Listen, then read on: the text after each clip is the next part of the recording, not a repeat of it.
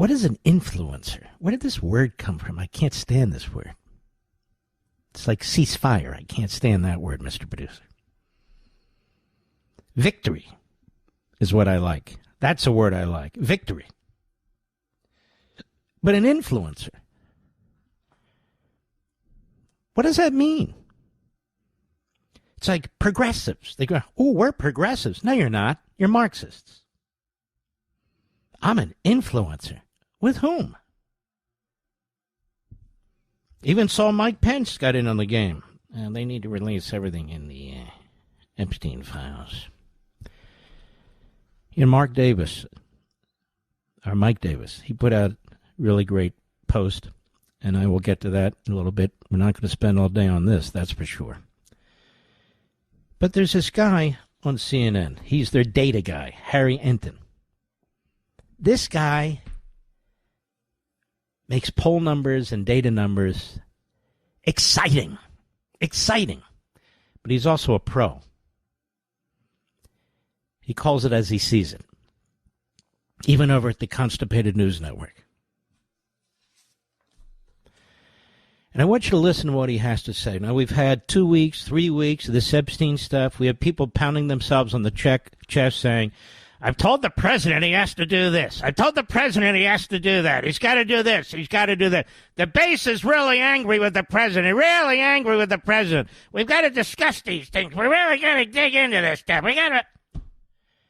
Bondi needs to go, and this one needs to go, and the other one's a crook, and that... Excuse me, slow down. Oh, and the Jews, Mossad, they're behind the whole thing. Okay, hold on. I've told you before,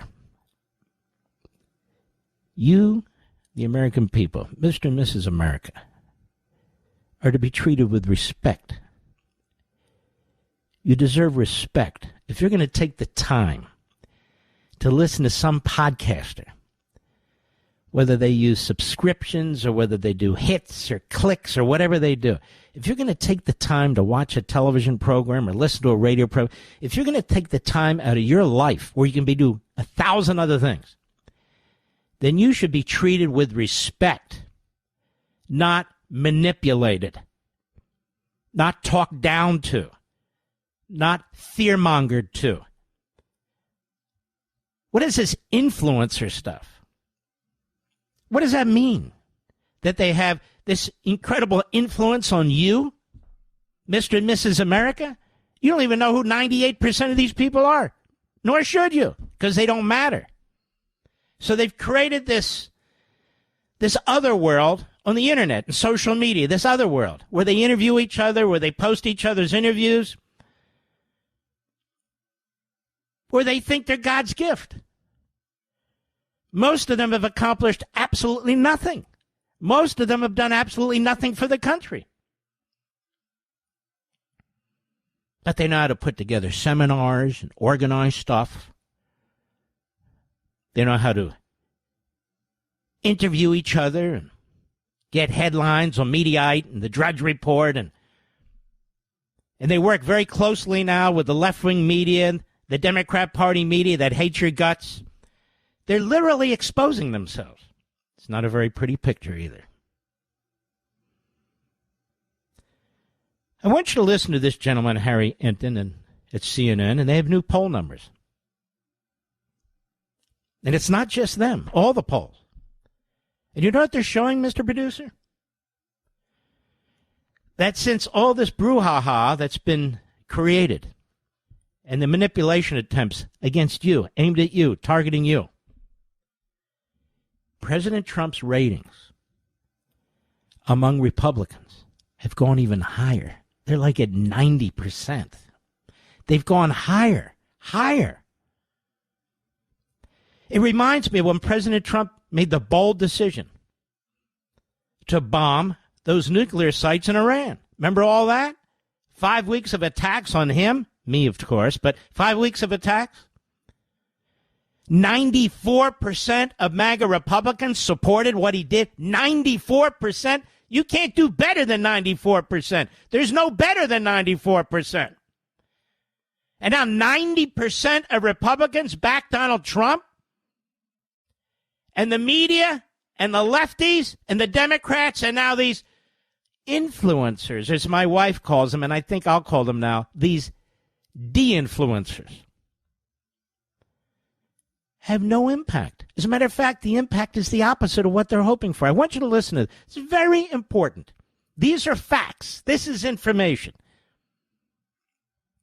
Cut 16, go. I mean, look, I think this one surprised me a bit because of all these complaints online going after Trump and the Epstein files. You might think his approval ratings were going down, Republicans. If anything, they're going up. Republicans who approve of Trump, look at our CNN poll. The prior one, 86%. The one out this week, 88% were Republicans. How about Quinnipiac? The prior poll, 87% approval of Republicans. This week out, 90% were Republicans. If anything, Donald Trump's approval rating has gone up since this whole Epstein saga started. He is at the apex or close there too in terms of his popularity with Republican voters, Epstein files, complaints or not. You just proved that not everything online is real in real life. Now, let's stop there. I'm amazed. CNN is doing this. We ought to be doing this. Fox ought to be doing it. All of us ought to be doing this. I told you before, this online stuff, this social media stuff, is a cesspool. It's a cesspool. And so bigots and racists and anti-Semites, they rise to the top. They don't need many to have a following and to make millions. They don't need much. They don't need much. And listen to these people, self-aggrandizing. They're narcissists. They're egomaniacs. About all this influence they have.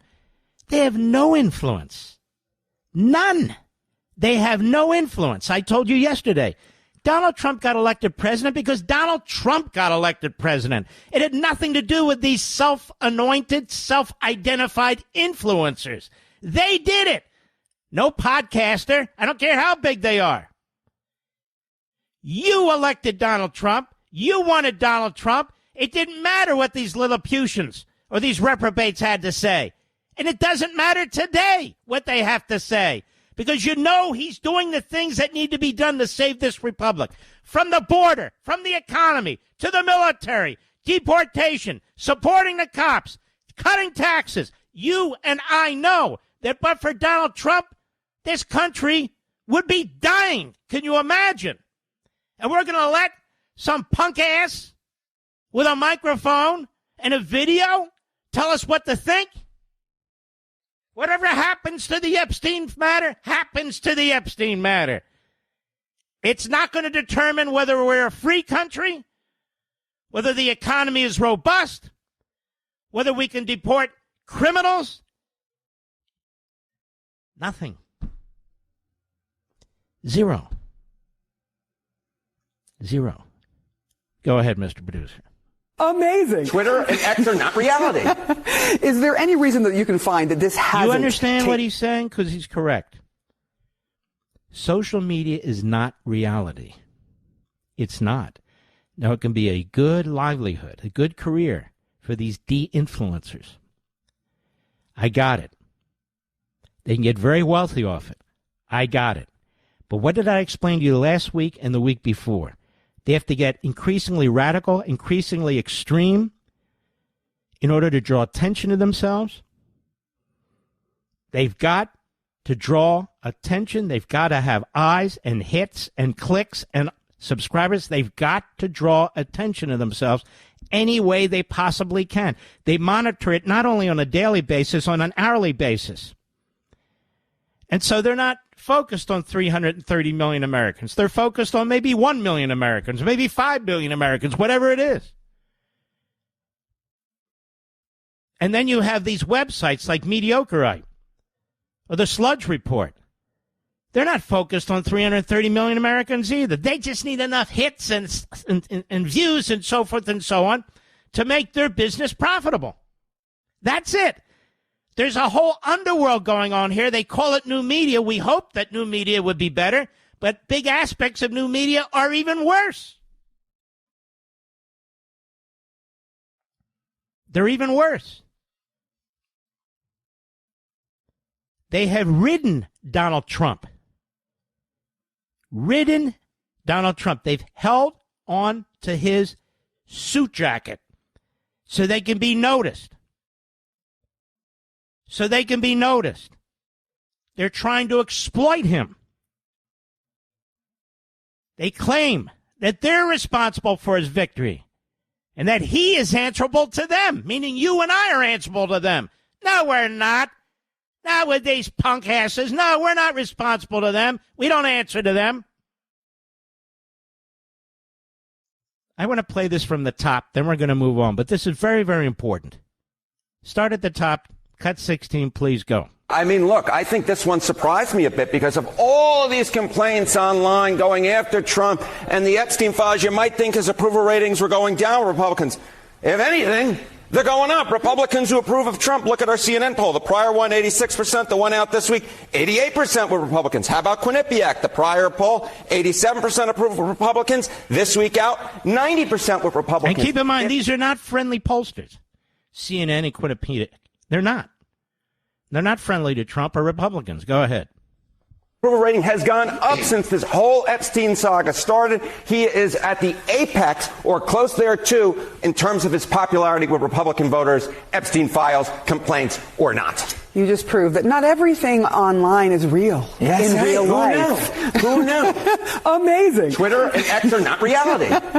Is there any reason that you can find that this hasn't taken hold and hurt him? Yeah. I mean, on X, all you hear about is the Epstein files. But how about out in the real public? Republicans who said the top issue was Epstein case. The answer is one, and not 1%. One responded. This is a great little finding that Ariel Edwards-Levy, who of course is part of our polling unit, found. Just one single Republican. You understand that? With all the people they interviewed for the polling, one person said this was the top of the list. One. Probably one of these de-influencers. Go ahead.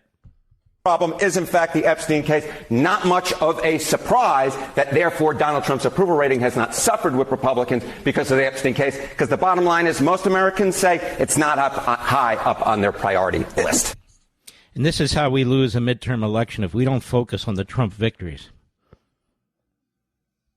And if we lose the midterm elections, I'm going to blame these de-influencers because they're undermining us right now. Trump is at the apex of his presidency. Mike Davis, a good man, a lawyer. You've seen him on TV, smart guy. Says, here's the problem with the Epstein mess. The FBI doesn't have the evidence many thought it did. There are no tapes with powerful men raping kids. There is no list.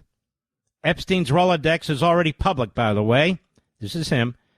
And the file's largely unreleasable for many reasons. Number one, grand jury materials. Number two, court records under seal. Number three, child pornography, which cannot be made public. Number four, the protection of victims and their names. Number five, unsubstantiated, even double or triple hearsay, bogus claims like we saw during the Kavanaugh proceedings, which would permanently destroy the reputation of innocent people if released. Does anyone really believe Bondi and Patel and Bongino would cover up for the likes of Bill Clinton or Bill Gates if they had that evidence? The Trump Justice Department wanted to be fully transparent, but it can't for the reasons above. This is a case of no good deed goes unpunished. This is no doubt unsatisfying to many, but that's the hard truth. And Mike Davis is right. That's the hard truth. Now, you can go back and listen to the de-influencers. The other hard truth is that this effort to claim that our intelligence services, the CIA, who's now led by a great patriot, and the Israeli intelligence, Mossad, had anything to do with Epstein is such a bald-faced lie. And the basis they use it on, as I've told you over and over again, is the Daily Beast, a reporter who stated that I was told by somebody who was told, who said they told that the U.S. attorney told them that Epstein had intelligence connections. That's double hearsay. And I don't remember the word Mossad even coming up. These people are frauds, America. They're con men.